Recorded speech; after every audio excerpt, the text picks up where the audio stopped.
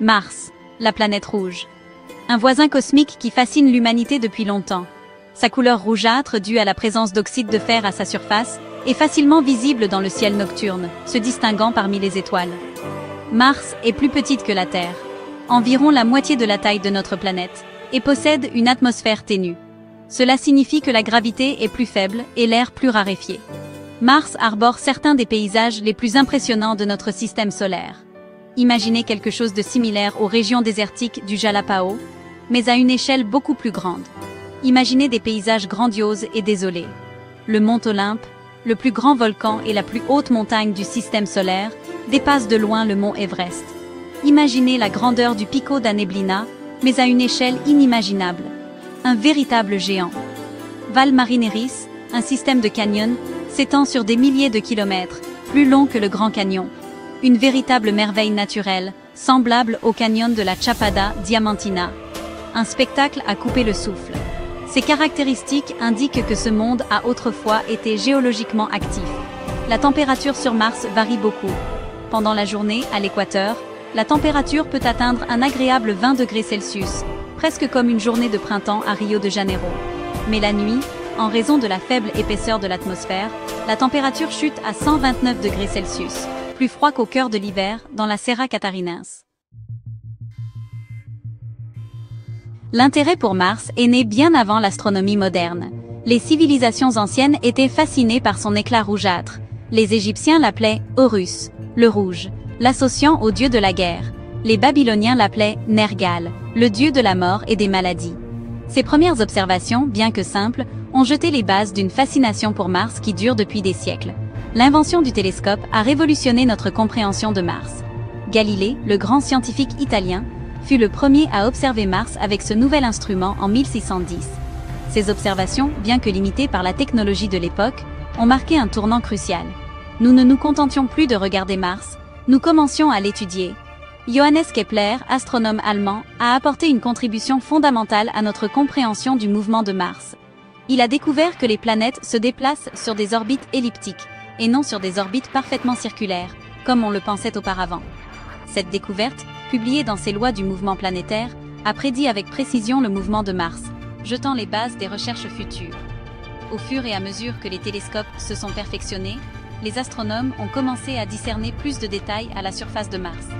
Ils ont observé les calottes polaires s'étendre et se contracter avec les saisons, révélant un monde dynamique. L'astronome italien Giovanni Schiaparelli a observé des formations à la surface qu'il a appelées canali, canaux. Ce terme, souvent traduit à tort par canaux artificiels, a alimenté les spéculations sur la possibilité d'une vie intelligente sur Mars. Milieu du XXe siècle, c'était le début de l'ère spatiale, et avec elle, la course à l'exploration de Mars. L'Union soviétique a été la première à lancer une mission vers Mars, Mars 1, en 1962. Malgré la perte de contact avec la sonde en cours de route, cette mission a ouvert la voie aux suivantes. Les États-Unis, poussés par la rivalité de la guerre froide, ont intensifié leurs efforts. En 1964, la sonde Mariner 4 de la NASA est entrée dans l'histoire, devenant la première à effectuer un survol rapproché de Mars. Elle a transmis les premières images de la surface martienne de près, révélant un paysage aride et rocheux. Cela a mis fin à l'ancienne idée de Mars, comme une planète couverte d'une végétation luxuriante, semblable à la Terre. Les missions Mariner ont continué, et chacune a fourni des données cruciales. Mariner 6 et Mariner 7 ont survolé Mars en 1969, cartographiant la surface et étudiant l'atmosphère. En 1971, Mariner 9 est devenue la première sonde spatiale à orbiter autour de Mars. Elle a renvoyé des images complètes de la surface de la planète, y compris les premières images détaillées du mont Olympe et de Val Marineris. Ces missions ont marqué un tournant, déplaçant l'objectif de simplement atteindre Mars vers la compréhension de sa géologie et de son histoire. Les missions Viking, lancées en 1975, ont représenté un bond de géant dans l'exploration de Mars. Imaginez, c'était un peu comme le premier pas de l'homme sur la Lune, mais pour Mars, 2 sondes identiques, Viking 1 et Viking 2, ont été lancées, chacune équipée d'un orbiteur et d'un atterrisseur. Comme 2 frères acrobates, elles ont travaillé en duo. Cette approche double a permis une étude complète de la planète, aussi bien depuis l'orbite que depuis la surface. Ils ont observé de haut, creusé en bas, Tout était parfaitement orchestré. Les atterrisseurs Viking se sont posés sur Mars en 1976, réalisant le premier atterrissage en douceur réussi de l'humanité sur une autre planète. Un véritable triomphe, comparable à l'alunissage. On peut en être fier. Ils ont pris des photos panoramiques de la surface martienne, comme des photographes sur la place rouge, analysé des échantillons du sol, et mené les premières expériences à la recherche de signes de vie. Ils ont cherché des martiens comme on cherche des champignons en forêt. Bien que les sondes Viking n'aient pas trouvé de preuves concrètes de l'existence de vie, elles ont fourni une énorme quantité d'informations sur le sol et l'atmosphère de Mars, une véritable encyclopédie. Elles ont découvert de la glace d'eau aux calottes polaires, comme de la neige en Sibérie, et mesuré la composition de l'atmosphère, qui s'est révélée être presque entièrement composée de dioxyde de carbone. Respirer là-bas, bien sûr, est impossible. Les missions Viking ont connu un succès incroyable, jetant les bases des futures explorations et soulevant de nouvelles questions sur notre voisin du système solaire. Il reste encore beaucoup de mystères, autant que d'étoiles dans le ciel. Cinquième partie. L'eau sur Mars, signe d'un passé ancien. L'une des questions les plus intrigantes qui motivent l'exploration de Mars est la recherche d'eau. La présence d'eau est essentielle à la vie telle que nous la connaissons, et les preuves suggèrent que Mars était autrefois une planète beaucoup plus humide qu'elle ne l'est aujourd'hui. La mission Mariner 9 a fourni les premiers indices prometteurs, révélant d'anciens lits de rivières et des canyons formés par l'eau courante, presque comme le Grand Canyon, mais sur Mars au lieu de l'Arizona. Les missions ultérieures, notamment Mars Global Surveyor et Mars Reconnaissance Orbiter, ont confirmé la présence de vastes dépôts de glace souterrains, en particulier dans les régions polaires. Un peu comme le pergélisol en Sibérie. L'atterrisseur Phoenix, qui s'est posé près du pôle nord de Mars en 2008, a recueilli des échantillons de glace directement pour la première fois. Le bras robotique de l'atterrisseur a creusé le sol, découvrant une couche de glace à seulement quelques centimètres sous la surface. Comme creuser un puits dans le désert d'Atacama et trouver de l'eau. Cette découverte a nourri l'espoir de trouver une vie passée, voire présente, sur Mars.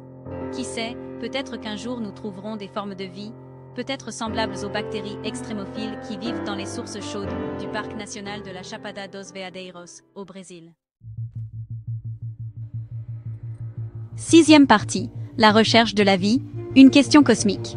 La recherche de vie extraterrestre est l'un des plus grands défis de la science, et Mars, avec son potentiel d'abriter la vie dans le passé, est devenu une cible principale. Bien que les missions Viking n'aient pas trouvé de preuves définitives de vie, elles ont découvert des molécules organiques dans le sol martien, les briques de la vie. Le rover Curiosity, qui a atterri dans le cratère Gale en 2012, a fait des progrès significatifs dans la recherche de la vie. Il a découvert des preuves d'un ancien lac dans le cratère, suggérant que les conditions auraient pu être propices à la vie il y a des milliards d'années. C'est comme chercher des vestiges de civilisation ancienne, une tâche difficile, mais fascinante. Le rover a également détecté du méthane dans l'atmosphère de Mars, un gaz qui peut être produit par des organismes vivants. Bien que la présence de méthane ne soit pas une preuve définitive de vie, c'est un signe prometteur. Comme le dit le proverbe, il n'y a pas de fumée sans feu.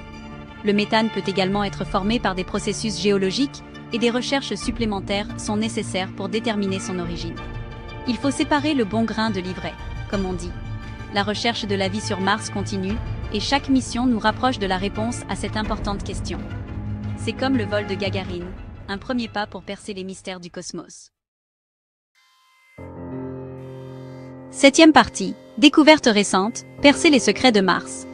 L'exploration de Mars s'est considérablement intensifiée ces dernières années, et une série de missions a apporté de nouvelles informations sur l'histoire et l'évolution de la planète rouge. Le rover Perseverance, qui a atterri dans le cratère G0 en 2021, est équipé d'instruments de pointe pour rechercher des signes de vie anciennes et collecter des échantillons de roches à renvoyer sur Terre. Tout comme les récits des premiers explorateurs découvrant de nouveaux territoires, Perseverance pourrait révolutionner nos connaissances. L'une des réalisations les plus impressionnantes de l'exploration martienne a été le vol d'Ingenuity, un petit drone à énergie solaire qui accompagne Perseverance. Des siècles après les premiers vols sur Terre, nous volons désormais sur une autre planète. Il s'agissait du premier vol contrôlé et motorisé sur une autre planète, ouvrant la voie à l'exploration aérienne d'autres mondes. Les données de la sonde InSight, qui a atterri en 2018, montrent que Mars est géologiquement plus actif qu'on ne le pensait. La sonde a détecté de nombreux tremblements de Mars, indiquant une activité volcanique continue dans les profondeurs de la planète.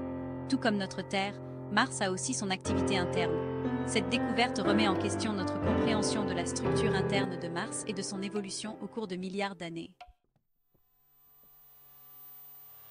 Huitième partie, le futur de l'exploration, le voyage de l'humanité et au-delà. Notre quête pour comprendre Mars est loin d'être terminée.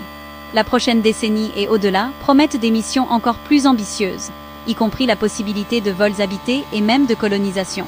La NASA, en collaboration avec des partenaires internationaux, développe des plans pour une mission habitée vers Mars, probablement dans les années 2030. Ce projet ambitieux repose sur des technologies innovantes et une compréhension approfondie des défis posés par l'environnement martien. La possibilité d'établir des colonies sur Mars, autrefois de la science-fiction, est maintenant sérieusement envisagée. Créer une présence humaine permanente sur Mars sera une entreprise colossale, exigeant des méthodes innovantes d'extraction de ressources, de construction d'habitats et de garantie de subsistance à long terme. L'exploration de Mars est une preuve de l'ingéniosité humaine et de notre soif insatiable de connaissances. En continuant à percer les mystères de la planète rouge, nous approfondissons notre compréhension de notre place dans le cosmos et du potentiel de vie au-delà de la Terre. Merci d'avoir regardé, abonnez-vous à notre chaîne, salut, paix et bonheur à tous.